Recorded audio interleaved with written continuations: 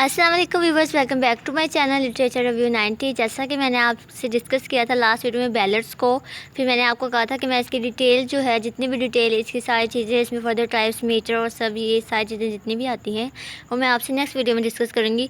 तो मैं आज आपसे इस वीडियो में डिस्कस करूँगी बैलेट्स और उसके आगे जितनी भी लिटरेरी और पोएटिक डिवाइसेस जो बहुत इंपॉर्टेंट होती हैं एक पोएम के एनालिसिस के लिए, वो आज हम डिस्कस करेंगे। ओके, तो वीडियो को स्टार्ट करने से पहले अगर आप मेरे चैनल पर न्यू हैं तो मेरे चैनल को सब्सक्राइब कर लें और वीडियो को लाइक शेयर कमेंट लास्ट में किया करें। बेल आइकन के बटन पर भी लास्ट में क्लिक कर लीजिएगा ताकि आने वाली हर वीडियो का नोटिफिकेशन आपको मिलता रहे। So here is the definition of ballads which I am sharing to you. Ballads are songs or song-like poems that tell stories in simple rhythmic language. ये सॉन्ग होते हैं और सॉन्ग की तरह की ही पोइम्स होती हैं। ये हमें स्टोरीज बताती हैं सिंपल वे में और रिदम की लैंग्वेज में, ठीक है।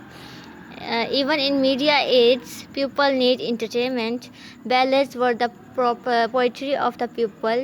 Ballads जो थी ये लोगों की ही पोइट्री थी, just like our songs are today. और अब ये आजकल हमारे सॉन्ग्स के तौर पर बन गई हैं। Ballads tell about what is happening during the time they are written. Ballads जो होते हैं हमें ये इस चीज़ को डिस्कस करते हैं, उस टाइम में जो कुछ भी हो रहा था, ये उन सब चीज़ों को एक सॉन्ग के शेप में हमसे डिस्कस करते हैं, हमें बताते हैं। Certain predictable features of a ballets, यहाँ कुछ फीचर्स हैं बैलेट्स के जो मैं आपसे डिस्कस करूँगी। ये इसमें आ जाता है सेंसेशनल, सॉर्डिड और ट्रेजिक सब्जेक्ट मैटर आ जाते हैं, इसमें सुपरनेचुरल इवेंट्स आ जाते हैं और रेफ्रेन आ जाती है इसमें। ये भी मैं आपसे आगे आगे सारे डिस्कस करूँगी one by one, step by step. Omission of details आ जाती हैं इसमें। रेफ्रेन क्या होता है? आ रिपीटेड वर्ड, लाइन और ग्रुप ऑफ लाइंस। एक वर्ड का बार बार रिपीट होना एक लाइन में और एक लाइन ग्रुप की लाइंस में बार बार रिपीट होना एक वर्ड का, उसे हम रेफ्रेन कहते हैं, ठीक है। नेक्स्ट हमारे पास आ जाता है ballot is derived from an old French word meaning dancing song. तो यहाँ ये एक बहुत इंपॉर्टेंट एमसीक्यूज़ है। बेसिकली मैं आजकल आपको जितना भी दे रही हूँ, अगर आपके ऑनलाइन एग्जाम है तब भी आपके लिए बहुत हेल्पफुल है, क्योंकि एमसीक्यूज़ इसी तरह की चीज़ों में से आते हैं जो मैं आपको प्रोवाइड कर रही हूँ। और सेकंड थिंग जो है कि अगर आपके फ़िज़िकल भी आप एग्ज़ाम दे रहे हैं तो आप लोगों के लिए ये बहुत बेस्ट, आप लोगों के लिए एक प्रेजेंटेशन टाइप है। आप इससे कुछ भी सीख सकते हैं, कुछ भी लर्न कर सकते हैं, कुछ भी राइट कर सकते हैं, एज अ सब्जेक्टिव भी आप इसे यूज़ कर सकते हैं। बैलेट को ड्राइव किया जाता है ओल्ड फ्रेंच वर्ड से जिसका मतलब है कि डांसिंग सॉन्ग, ठीक है। Convention of ballad singer, incremental repetition, a question and answer format, conventional phrases, a strong simple beat. के इसके कुछ कन्वेंशन थी बैलेट के सिंगर की जो मैंने आपसे डिस्कस की हैं। नेक्स्ट हम डिस्कस करेंगे मीटर। मीटर क्या होता है एक पोएम के एनालिसिस में? Meter is the rhythm of a ballad. It describes where the emphasis is placed, what words are emphasized and what words are not. Metre जो है एक रिदम होता है बैलेड में, ये बयान करता है, एम्फसाइज करता है उस चीज़ों को, उस जगह को जहाँ वर्ड एम्फसाइज होते हैं और जहाँ वर्ड एम्फसाइज नहीं होना चाहिए। मीटर इस चीज़ को डिस्कस करता है। Here is an example of 4 meter where all the lines have 4 emphasized words. यहाँ जितनी भी lines है सब में 4 ही word है same. I am a man upon the land. I am a silky on the sea. And when I am far and far, free land. My home it is in Seoul security. If you can't figure out what meter a ballad is in, अगर हम ये figure out नहीं करते कि ballad में metre क्या है, try speaking it out loud and listening to the rhythm of your speech. तो फिर आप इसे लाउडली स्पीक करके देखें और फिर इसके रिदम को समझने की कोशिश करें। Is perfect metre important? तो यहाँ एक क्वेश्चन है जो काफ़ी आप लोगों के माइंड में भी आया होगा, काफ़ी लोगों के माइंड में ये चीज़ आती है कि एक बैलेड में, एक पोइम में एक परफेक्ट मीटर जो होता है ये इम्पॉर्टेंट होता है, इसकी कोई वैल्यू भी होती है या नहीं? No, the here is the answer no. इसकी कोई इतना परफेक्ट नहीं होना चाहिए मीटर, तो ये इतना इंपॉर्टेंट नहीं है कि मीटर परफेक्ट ही होना चाहिए। No, perfect metre is not essential. Perfect metre ज़रूरी नहीं होता है। What is important is that the metre work with the music. Important ये है कि मीटर जो है वो म्यूज़िक के साथ वर्क करता है। Many ballads which sound rather awkward when they are spoken sounds beautiful when set to their proper tunes. कुछ होती हैं बैलर्स जिनको जब हम स्पीक करते हैं तो उनकी साउंड बड़ी ऑकवर्ड सी होती है, लेकिन जब उसको ब्यूटीफुल स्पोकन किया जाता है, साउंड को सुना जाता है, तो इनकी ट्यून्स काफ़ी अच्छी होती हैं और प्रॉपर ट्यून्स होती हैं। सो नेक्स्ट हम डिस्कस करेंगे rhyme. What is rhyme? Most ballads use one of 3 different types of rhyme. बहुत सी बैलर्स होती हैं जो कि डिफरेंट किस्म की राइम्स यूज़ करती हैं. A B A C number 1. Number 2 is A B B and number 3 is A B C B. The first type of rhyme, ABAC, is found in ballad that include a chorus in the verse. ये जो first type है ना rhyme की, ये ABAC, ये ballad में पाई जाती है. इसमें एक कोरस होता है. कोरस बेसिकली एक सिंगर्स का ग्रुप ही होता है जो कि वर्स की शेप में, ठीक है, ये होती है ABCB ABAC. The first and third lines of each verse rhyme. जितनी भी वर्सेस होती हैं उनकी फर्स्ट और जो थर्ड लाइन होती है वो राइम होती हैं. While the second and fourth lines the chorus are the same in every verse. जबकि जितनी भी आप वर्स देख लें, कोई भी वर्स देख लें, उसमें जो सेकंड और फोर्थ लाइन होती है ना, वो कोरस होती है, ठीक है, और सेम होती है in every verse. Example of ABAC rhyme. She went down below the thorn, fine flowers in the valley, and there has she her sweet baby born, and the green leaves they grow really. यहाँ ये जो highlight किए हुए word, ये सारी इसकी rhyme scheme है ABAC, ठीक है. She is not out her little penknife, fine flowers in the valley, and there she is twined her sweet baby of its life, and the green leaves they grow really. ये examples है जो मैंने आपसे अभी discuss किए हैं. तो अब हम डिस्कस करेंगे AABB राइम स्कीम को. इसकी एग्जांपल है as I was walking all alone. ये जो है दरअसल ये थोड़ी ओल्ड इंग्लिश में, यहाँ अलोन का मतलब जो है अलोन है, ठीक है. ओल्ड इंग्लिश जो है होती थी लिटरेचर में, ओल्ड लिटरेचर में, तो वो ये हम बेसिकली डिस्कस कर रहे हैं. I saw two cabbages making man. The ten auntie, the teacher did say, where shall we gang and dine the day, ठीक है.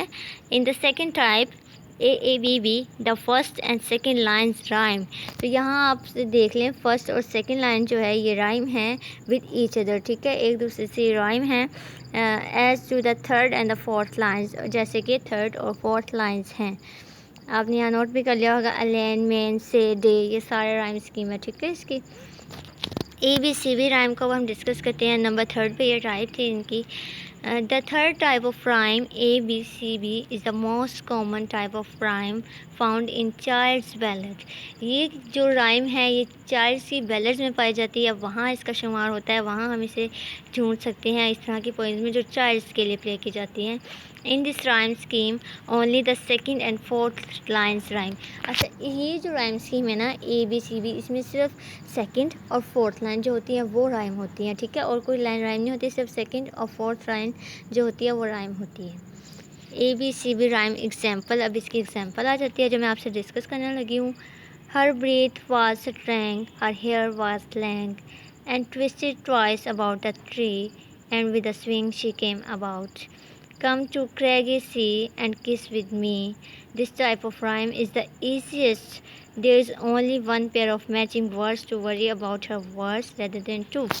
ये देखिए इसकी फोर्थ लाइन जो है, सेकंड और फोर्थ लाइन आप देख लें, यहाँ राइम है और कोई दूसरी लैंग और अबाउट का कोई कम्बिनेशन नहीं है, ये आपस में राइम नहीं है, ठीक है.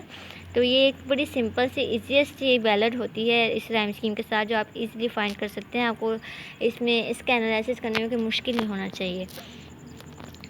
Which gives you the more freedom in writing the words content. इस तरह की जो राइम्स होती हैं हमें और आज़ादी देती हैं, और ज़्यादा खुल के लिखने की हमें एक किस्म की आज़ादी मिलती है कि हम अपना वर्ड्स का कंटेंट जो होता है वो अच्छी तरह से राइट कर सकें. रेपिटेशन क्या होती है, आप इसके वर्ड से समझ जाएंगे रेपिटेशन क्या होती है, किस चीज़ का बार बार रिपीट होना. The oldest type of repetition is the repetition of entire versus. जो रेपिटेशन की ओल्डेस्ट टाइप है ना वो इस किस्म की रेपिटेशन की टाइप है कि रेपिटेशन होती है इसमें ओल्ड वर्सेस की, इंटायर वर्सेस की, which only slight changes made to each one, जिसमें एक दूसरे में सिर्फ थोड़ी सी चेंजेस होती हैं. स्लाइट मतलब होता है थोड़ी सी. Another common type of repetition use in ballad is question answer repetition. जो दूसरी इसमें रेपिटेशन यूज़ होती है बैलेड्स में वो क्वेश्चन आंसर की रेपिटेशन होती है.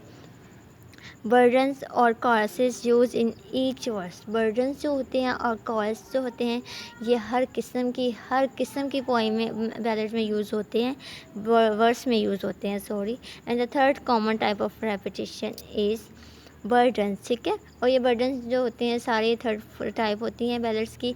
बर्डन को हम डिस्कस करते हैं। बर्डन क्या होता है?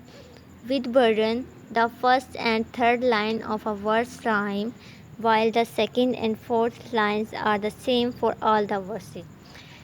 बर्डन्स के साथ जो फर्स्ट और थर्ड लाइन होती है ना, वर्सेस राइम, ये वर्स होते हैं, वर्स की राइम होती हैं, ठीक है। वर्स में जो बर्डन की फर्स्ट और थर्ड लाइन होती है ना, ये राइम होती हैं, और सेकंड एंड फोर्थ लाइन जो होती हैं ये सेम होती हैं तमाम वर्सेस के लिए। जितनी भी वर्सेस होती हैं उन सब के लिए ये सेम होती हैं। देयर वर टू सिस्टर्स, ये देखिए मैंने आपको बताया ना कि ओल्ड इंग्लिश है TWA, चुआ, इससे आप पढ़ रहे हैं लेकिन ये टू होगा, ठीक है।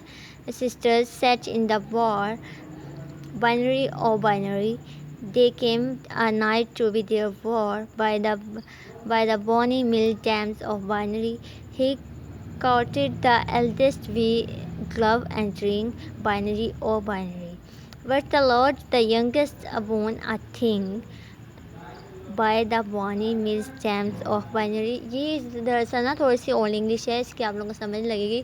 आप लोगों को इतना इस पर फोकस करने की ज़रूरत भी नहीं है, आप बस ये चीज़ें देखें कि राइम स्कीम इसकी कौन सी है और फर्स्ट और थर्ड लाइन मैच करती हैं या थर्ड और फोर्थ या सेकेंड और फर्स्ट मैच करती हैं। ये चीज़ें आप लोगों के माइंड में रखने की हैं, जो पीछे मैंने आपको डेफिनेशन बता के और विद एग्जाम्पल्स 1 by 1 बताई हैं, ठीक है।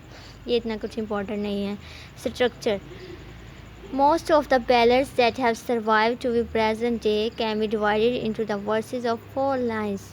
किसी भी चीज़ ले लें, कोई भी पोएम ले लें, उसका स्ट्रक्चर बहुत मैटर करता है, ठीक है।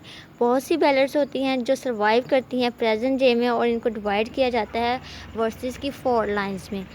This number can very sometimes uh 6 or 8 line verse is inserted into the ballad timeline, ठीक है। ये जो नंबर होते हैं ना ये डिफरेंट वेरी होता है, हम चेंज होते रहना, ठीक है, चेंजेस आते रहना इन चीज़ों में, ये चेंज होती रहती हैं after every 6 to 8 lines, okay.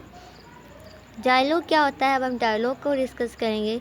Ballets contain a lot of dialogue. Ballads में बहुत ज़्यादा हद तक डायलॉग का यूज़ होता है। Action is often described in the first person, as I was walking all alone, of where have ye been, my dearest dear, why does your brand city be built, etc. Even in ballad, thought from a more impersonal third person point of view. Dialogue is always included, usually between the two main character। Dialogue आपको पता है basically क्या होता है? मुकालमा होता है और ये एक से दो लोगों के दरमियान होता है। तो ये बेसिकली जो डेवलप होता है, इंक्लूड होता है, जो मेन कैरेक्टर में होता है। तो आज की इस वीडियो से मैंने आपको इतना ही बताना था। होप्स हो कि आपको बैलेट्स, मीटर, डायलॉग, रेपिटेशन और राइम स्कीम सारी पोएम्स में क्या होती हैं उसकी आप लोगों को समझ लगी होगी। इससे पहले भी मैंने आपको पार्ट्स ऑफ स्पीच और डिफरेंट डिवाइसेस जो भी बहुत ज़्यादा कॉमन होती हैं, जिसमें एलिट्रेशन आ जाती है, कॉन्सोनेंस आ जाती है, एजोनेंस आ जाती है, और भी बहुत सी डिवाइसेस हैं, हाइपरबोल आ जाती है, ओनोमेटोपिया आ जाती हैं। ये सारी मैंने आपसे लास्ट वीडियोज़ में डिस्कस की हैं। अगर आपको मेरी वीडियो का नहीं पता तो मैं आई बटन में लिंक ऐड कर दूँगी ताकि आप लोगों के लिए आसानी हो जाए। लेकिन वीडियो को लाइक, शेयर, कमेंट लाजमी किया करें और चैनल को सब्सक्राइब भी कर लिया करें। कितनी बार मैं कहूँ आपसे, चैनल को सब्सक्राइब भी कर लिया करें। तो अगर आपने मेरी वीडियो कंप्लीट देखी है तो आपका बहुत बहुत शुक्रिया, और जो मेरे चैनल पे न्यू है मेरे चैनल को सब्सक्राइब कर लें, वीडियो को लाइक, शेयर, कमेंट लाजमी करें। और आने वाली वीडियो तक के लिए अल्लाह हाफिज़। इंशाल्लाह कल फिर हाजिर होंगे एक न्यू वीडियो के साथ, एक न्यू कंटेंट के साथ। और आप मुझे बताया करें कि आपको किस चीज़ पर वीडियो चाहिए ताकि मैं आपको वही चीज़ प्रोवाइड कर सकूँ। नेक्स्ट वीडियो तक के लिए अल्लाह हाफिज़।